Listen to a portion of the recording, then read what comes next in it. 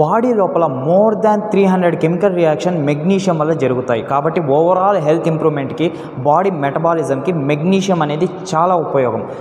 Okay, daily ఎంత dose of మెగ్నీషియంని మనం తీసుకోవాలంటే రికమెండెడ్ డోస్ ఏంటంటే మగవాళ్ళు అయితే అడల్ట్ మేల్స్ అయితే 420 మిలీగ్రామ్స్ తీసుకోవాలి. అడల్ట్ ఫిమేల్స్ అయితే ఆడవాళ్ళు అయితే 320 మిలీగ్రామ్స్ తీసుకోవాలి.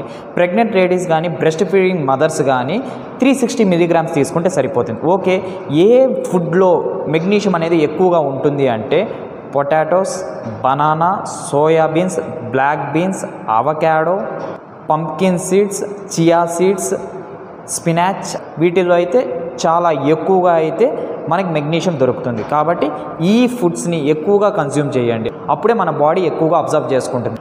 దీంతో పాటు ఏదైనా సప్లిమెంట్ని మాకు మార్కెట్లో ఉండేది రికమెండ్ చేస్తారా అంటే మెగ్నీషియం గ్లైసినేట్ అనే సప్లిమెంట్ ఉంటుంది, దాన్ని అయితే తీసుకోండి. అది నైట్ నిద్రపోతున్నప్పుడు తీసుకోవాల్సింది వస్తుంది, డైలీ 1 టాబ్లెట్.